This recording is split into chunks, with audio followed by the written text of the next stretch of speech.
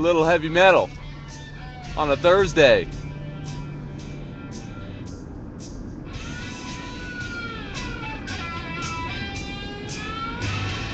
Thursday. A heavy metal Thursday, April 5th. My name is John. You're riding with me on my morning drive, and for about the next 20 or 30 minutes, we're going to be talking politics. And we have no shortage of stories on this cloudy morning in Fort Myers, Florida. Got a little storm overnight, got a little rain. Off politics, actually, got the official forecast from Colorado State, Dr. William Gray and Klotzenbach, telling us they are forecasting 10 storms, 4 hurricanes, and 2 majors. Which, for those of you not in hurricane territory, that may not mean much, but for us here in Hurricane Alley, it means just as much as the tornado forecasts in Tornado Alley. And speaking of Tornado Alley, it was a miracle that no one was killed when roughly 13 major tornadoes touched down in and around the Dallas metropolitan area. Lancaster, Forney, and Cleburne were the hardest hit areas. Of course, we have family in Lancaster and Garland and Louisville, and we were sweating it a little bit. Thankfully, our family in Lancaster didn't get any damage, but they did say it was rather hairy for a while. Considering that, excuse me, at least one of those tornadoes was classified an F3 with 165 plus mile per hour winds, which is the equivalent to a Category 5 hurricane. I would say that's no joke. But anyways, now I actually am going to talk politics. And of course, the day wouldn't be complete if we didn't have something to talk about in terms of the GOP right-wing boat anchor party thuggery. The misinformation campaign rages on. Paul Ryan's Mr. Self-righteous up there, champion of virtue and fiscal responsibility, is sitting up there saying that, the president is distorting things and trying to demagogue the budget, and basically just accusing him of falsely portraying the new Road to Ruin budget as something that it's not. The fact of the matter is they can't own up to their own budget. They don't even want to go over it. He even said, I won't go over point by point. Yeah, because you're going to lose that argument, you asshole. People don't want the stuff that's in that budget. For one thing, it doesn't balance a budget for 28 freaking years. Who the hell wants that? That's not fiscally responsible. If they were serious about anything, there wouldn't be big, huge tax cuts for the top income bracket in that budget. There just wouldn't be, because they don't need it.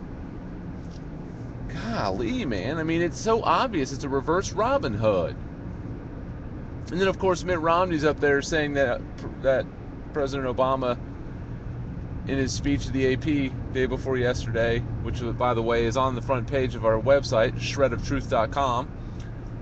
You owe it to yourself to go watch it. It's a very impactful speech. He really gets it on some of these Republicans. He calls out Romney by name. He's really starting to, hammer it down on these guys. And yeah, I've got issues. In fact, I've got a glaring issue that I'm going to point out today that I have with the Obama administration. But I mean, golly, come on, man. Look at the choice. I mean, just look at they're making it so simple for us in this election. All you need to do is refer to the Paul Ryan budget. All you need to do is look at that budget and go through it, see what it stands for. It doesn't stand for the working and middle class in this country, I can tell you that. And anybody that says it does is outside their mind. Do not listen to anyone that says that. Don't listen to these dumbasses that are brainwashed by Fox Noise and saying that he's courageous or he's making the hard choices. Making the hard choices for who?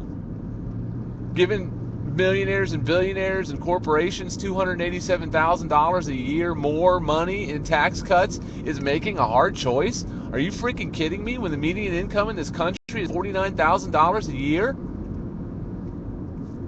I mean, seriously? That's like that's over 5 times each individual getting $287,000 per year. That's like five average people's annual salary. That'd be like, a firefighter, a teacher, a policeman, a nurse, and a dental hygienist all getting, or say an auto worker, if you want to keep it organized labor, which they despise. That's like 5 of those people's annual salaries going to one person. And I mean, it just blows the mind how you think that money wouldn't be better spent somewhere else. I mean, it just freaking amazes me how people think that for the greater good, we should be giving these big tax breaks to the job creators, which is a bunch of hogwash, because they're not creating that many jobs with it. If they were, we'd have been creating jobs for, we'd have been in a jobs boom throughout the Bush administration. And obviously we know how that all turned out. So they can feed that hogwash to somebody else, but it's over. It ain't working here. Don't sell crazy here. We're all stocked up, which is what that shit is crazy. Yeah, I'm fired up. It's a heavy metal Thursday. Speaking of heavy metals, I guess now's as good a time as any to hammer on the Obama administration about fracking.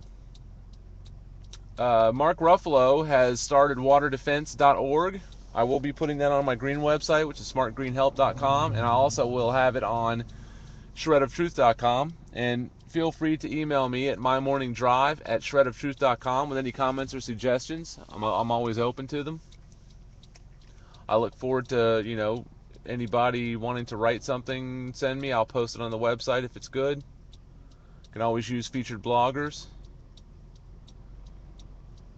But the Obama administration really needs to clamp down on this fracking stuff. I mean, this stuff, it's getting out of hand. This is an epidemic. Now they're saying that the fracking is causing many earthquakes in Ohio.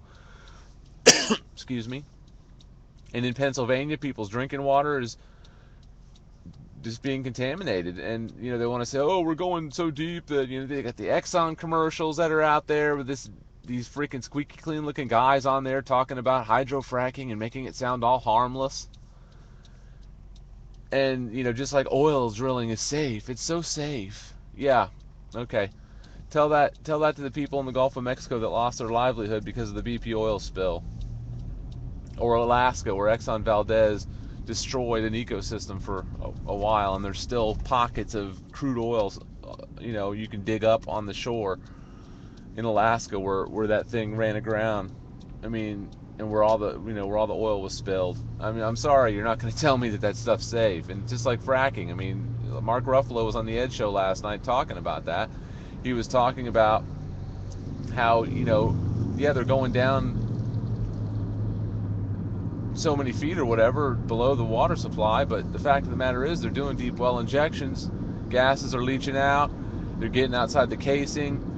The chemical cocktail they use to frack is just, I cannot believe. I mean, well, I can believe it. Under the Bush administration, they exempted energy companies doing that gas and oil exploration from the Clean Water Act. So, and I can't for the life of me figure out how the Obama administration hasn't reversed that or done something with the EPA to clamp down on that shit. I mean, I don't give two shits. If you can't harvest that natural gas safely to the environment, then you don't need to be freaking doing it.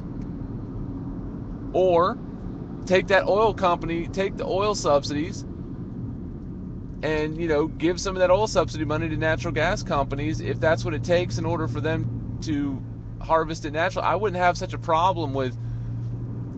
a problem with natural gas, because I understand it's a bridge to a completely clean, green energy future.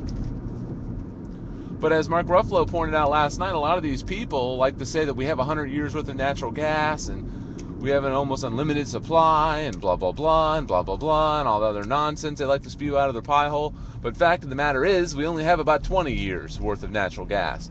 So combine that with about 20 years worth of strategic petroleum reserves, and we've got, at least 20 years.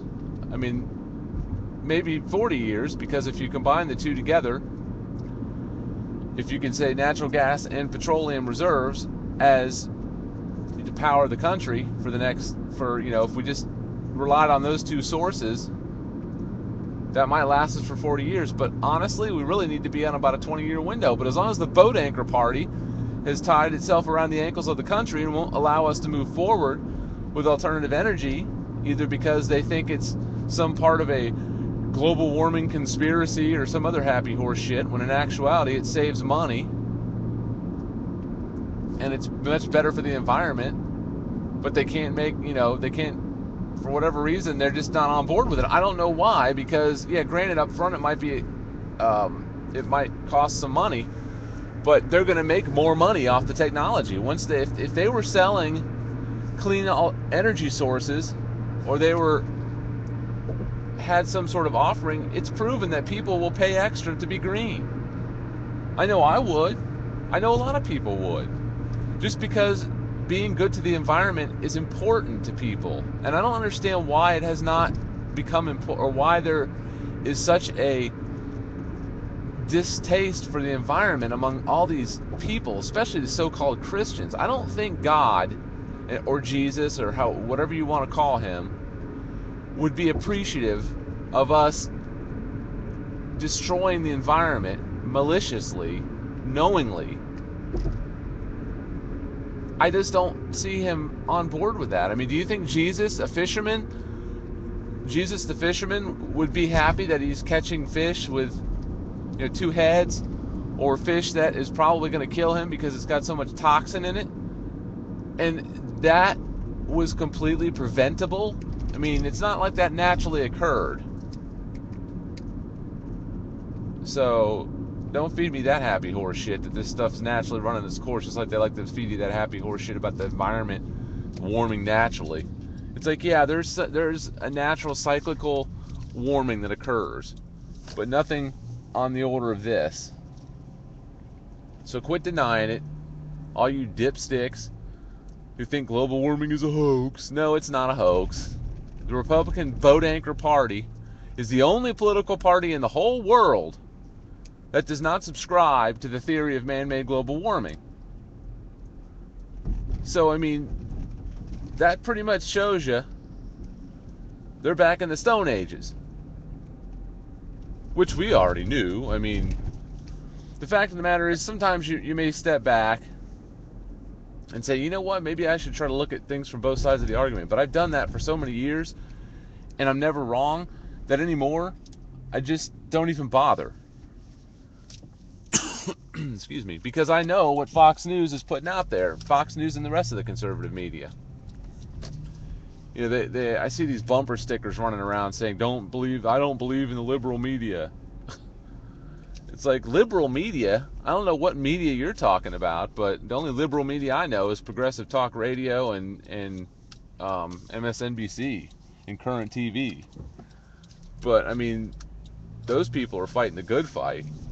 The people on the left are usually, there's not nearly the spin, and certainly not lies and misinformation that you see on the left, or on the right. The people on the left, they want to get to the bottom of the truth. They want the truth. They don't just spew out a bunch of opinion and say it's the truth, like Rush Limbaugh, or like Bill O'Reilly, or Sean Hannity, or any of those bozos on the right.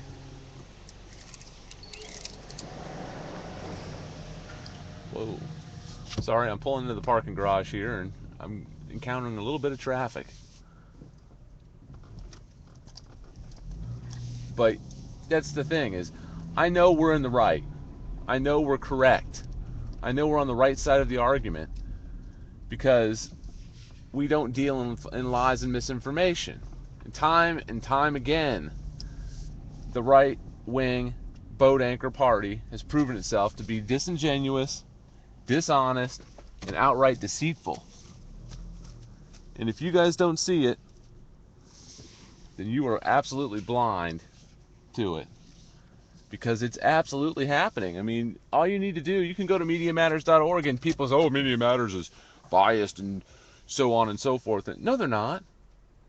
Go read what they're talking about. They're not saying that Fox. They don't say that Fox aired this and it was something different. They actually post the transcripts and then they debunk it. They actually present you with the factual evidence. You know, I mean, that's what we're about, is the facts. I mean, even PolitiFact.org has become tainted. They've gotten to the point to where sometimes you can detect a bias in their coverage of something, their fact checking of something, which is a little disturbing because they're supposed to be nonpartisan, just like the CBO. But getting back to my point about fracking, the Obama administration and even Joe Biden said it yesterday, and it's great rhetoric, but it needs to be followed up with drastic action. The EPA needs to, thumb their nose at these idiots. That who cares what these Republicans say or what people are thinking. The EPA is well within their rights to do whatever they need to do in order to curtail pollution and look out for public safety. And that's what they'd be doing in the case of fracking. When you've got people on camera lighting their water on fire when it's coming out of their faucet, I think their water supply is screwed up. It's got gas in it. And it's because of fracking. And I don't want to hear anything otherwise. Anybody that tells you that fracking is totally safe and it's great, why don't you go look up what fracking involves? It involves them injecting millions of gallons of water, a precious resource, I might add, which even if you could recycle it after it's done being used for fracking, it still would be a bad use of water. I mean, it's way too much water to be wasting. Fresh water is a precious resource, and in the future, if we keep taking it for granted, it's not going to be available to us. And these same people that are charging us out the ass for gas right now and oil are going to be doing the same thing at some point in the future with water. There'll be water stations where you go and you have to go get water for your weekly water supply, and you're going to have to pay, however many dollars a gallon for water. That's how it's going to get. Because they always got to make money off you. Anything else they can. That's why do you think that they're so hell bent on privatizing everything? Because they can't stand anything that's not privatized. They cannot stand the fact that they're not making an income stream off of it, that they can't make a cash cow out of it, that they can't somehow get their grubby hands on the money that is involved in providing that product or service to the public. So they're just dying to privatize anything, education, I mean anything. So I think that we really owe it to ourselves to fight this, and sign petitions, call the White House comment line at 202-456-1111 and express your displeasure for fracking. Tell the Obama administration to hold energy companies accountable, put them back under the Clean Water Act so that they have to abide by the same rules that everybody else does, and make them do their damn job. I mean, seriously, the Obama administration should have been all over this a long time ago. They should have people all up in their shit. These damn energy companies who are getting away with murder. Literally, they're killing people. People are getting sick. They're taking a shower in natural gas tainted water. I mean, they got chemicals, petrochemicals. I mean, the chemical mix that they used in addition to the water when they put it into the ground, and then they use that to crack the rock, which then releases the gas that they can harvest. It includes diesel fuel. It includes all benzene and all kinds of chemicals that end in the letters in ENE, like benzene and xylene and all these other screwy chemicals that you would never put in the ground. I mean, if you dump any of those chemicals, or even diesel fuel, if you dump diesel fuel in the ground, somebody in a local level would call the hazardous waste department, and they would fine you or possibly jail you for doing that. But yet these companies are allowed to dump a mix of chemicals that is far more toxic than just diesel fuel and is polluting people's water supplies, making them unusable. Imagine if one day all of a sudden the water that was coming out of every orifice in your house, the faucets, the shower heads, everything was toxic. It had natural gas and or a mix of chemicals in them that was highly toxic and in fact fatal in high doses. Excuse me. I don't think you'd be happy about it, considering then you would have to go outsource your water supply. You would then have to bring in water from somewhere. And I don't think that any of us wants to have to go bring water in from someplace. When if these energy companies weren't just running roughshod over people, and in some cases deceitfully obtaining drilling leases to drill on their land. I mean, this is a pretty big epidemic, and I think we all need to be paying attention to this. Fracking is no joke. If you haven't already watched the movie Gasland, directed by Josh Fox, you really need to do so. Go look that up, Gasland, because that is a very impactful movie. You watch that movie, you will be outraged. And waterdefense.org is Mark Ruffalo's site. That's the organization he's working with. He's got a new campaign, a people-powered education campaign, to try to fight this, because this is just getting so out of hand. I mean, I don't understand why people are so oblivious to this. It just doesn't.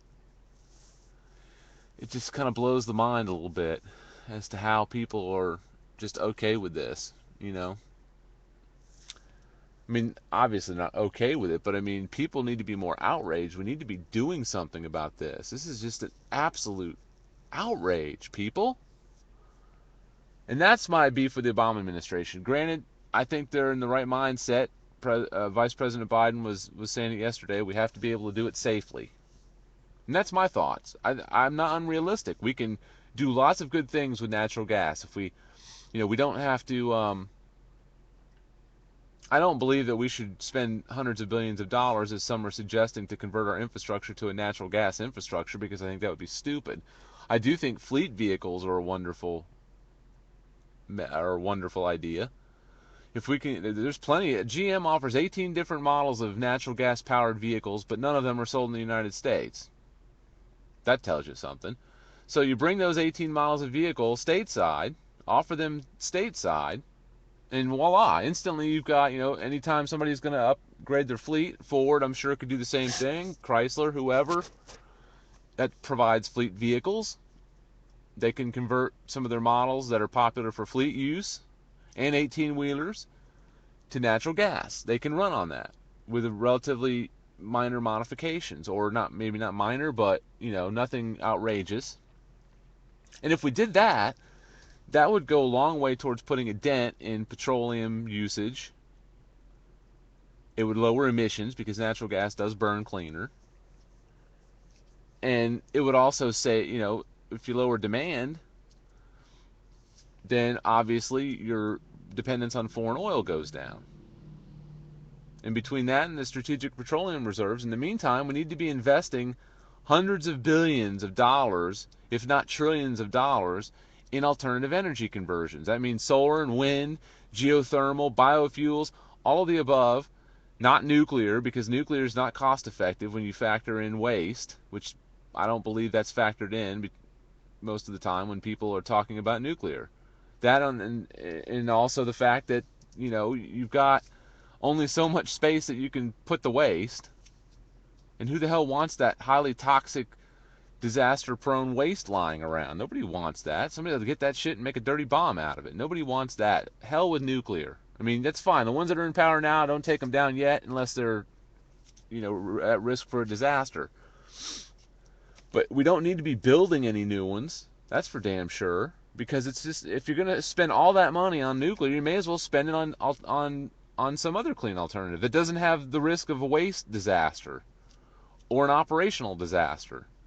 You don't ever hear about a solar or a wind spill. Yeah, granted, you have maintenance. At some point, there could be failure. You have to replace the turbines. You got to replace the panels, whatever. But okay, so I mean, come on. This is just a stupid argument we're having. I don't understand why there's even an argument. It's like you'll spend hundreds of millions or trillions of dollars on unnecessary wars and maintain an 800 and something billion dollar defense budget, which consists partially of all kinds of antiquated Cold War weapons and other things that are basically just boil down to defense contractor welfare. And you're okay with that, and you're okay with billions of dollars to oil companies in subsidies who absolutely don't need it. You're okay with 150 billion a year in corporate subsidies for corporations to advertise abroad, like we need as taxpayers need to be subsidizing that.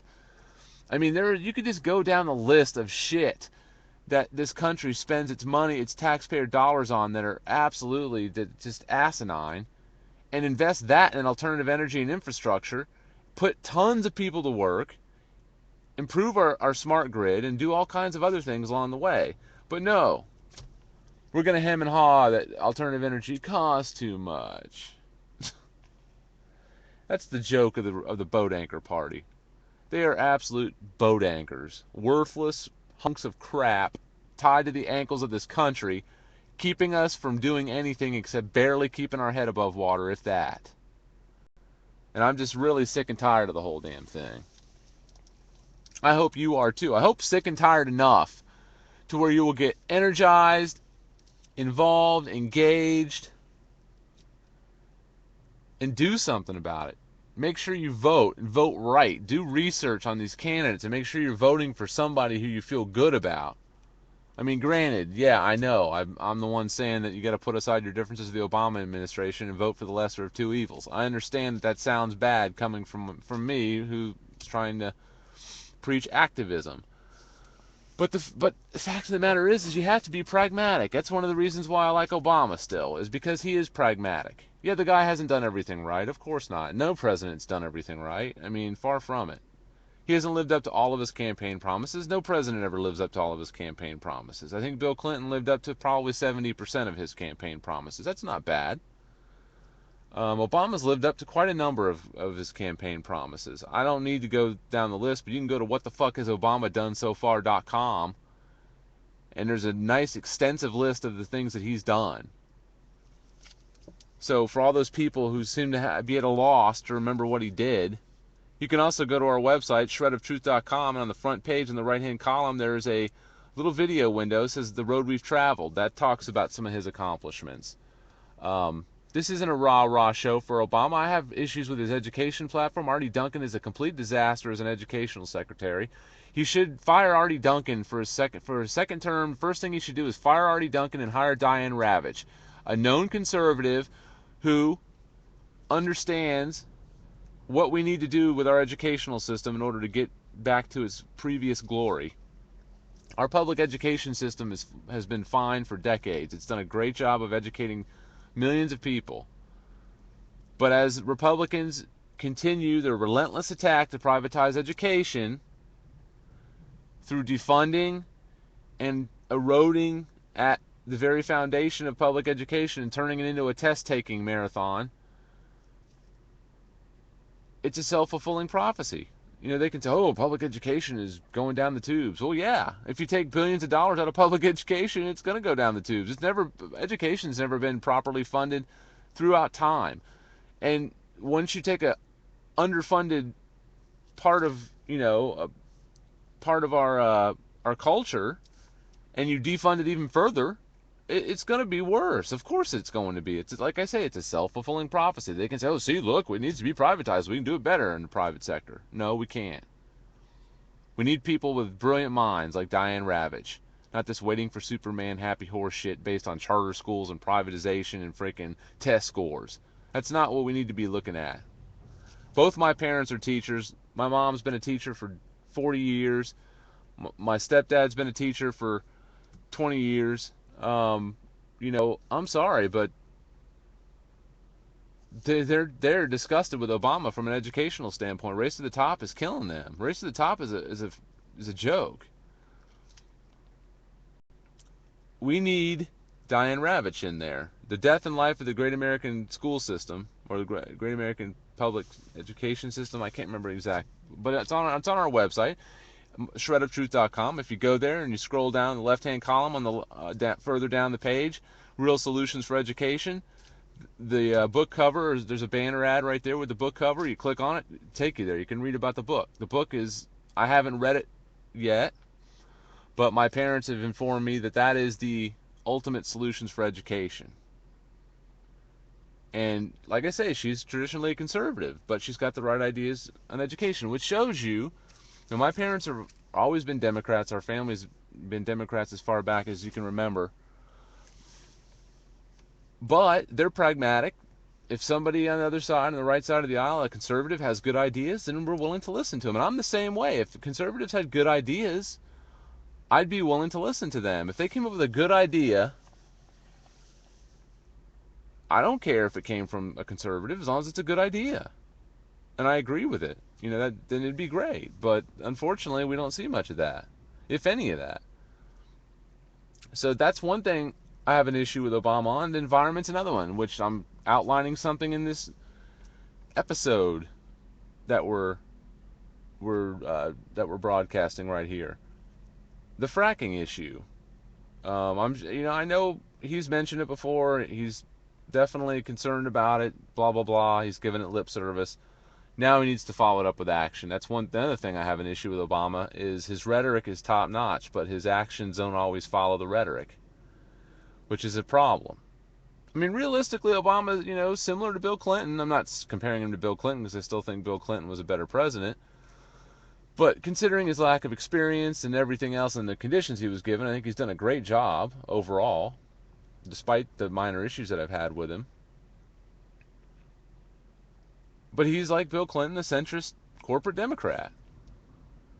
That's the bottom line. That's the fact of the matter. He's not a socialist, far left, radical liberal. That's nonsense. And these idiots that call him that, I don't know where they're getting that nonsense from. That's just the biggest bunch of nonsense I've ever heard in my life. Pay attention to what he's doing.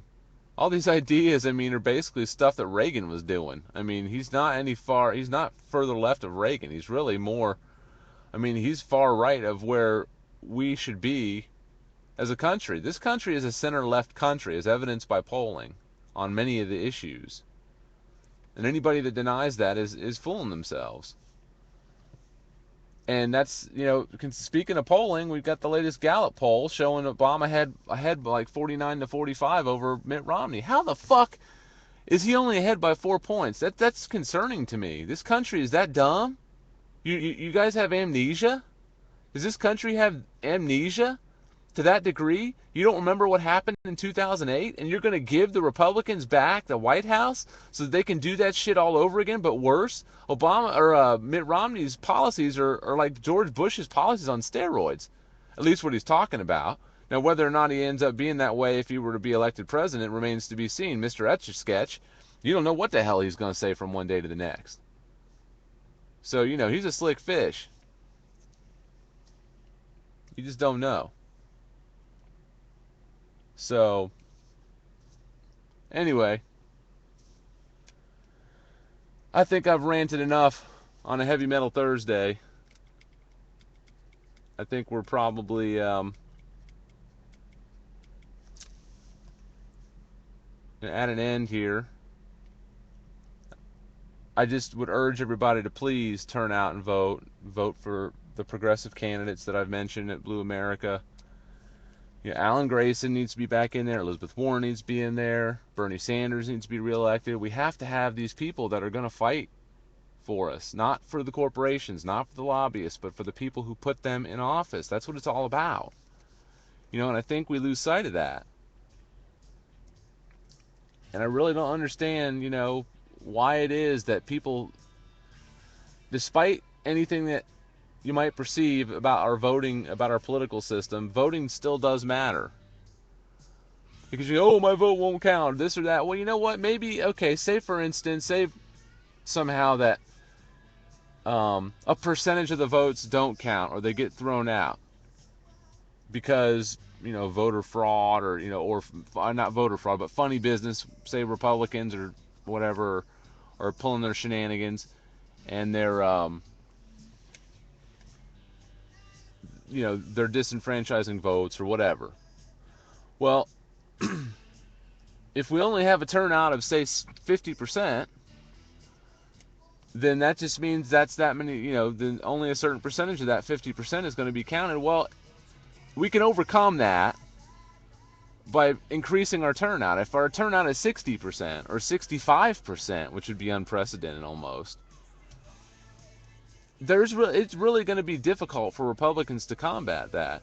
It's really going to be difficult for Republicans to be able to, to combat that. They're really not going to be able to overcome that overwhelming of a majority.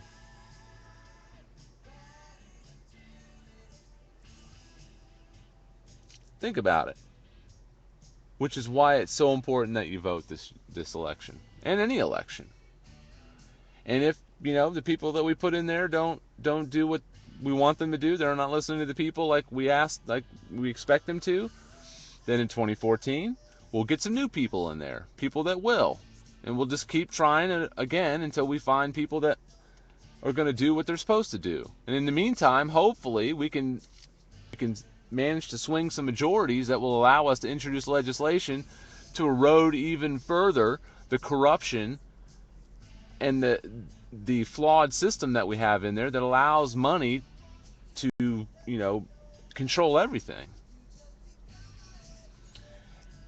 Alrighty, I got to get going. I'm running behind, so it's been great talking. I'm a little long-winded this morning, but it's a heavy metal Thursday and I'm a little fired up.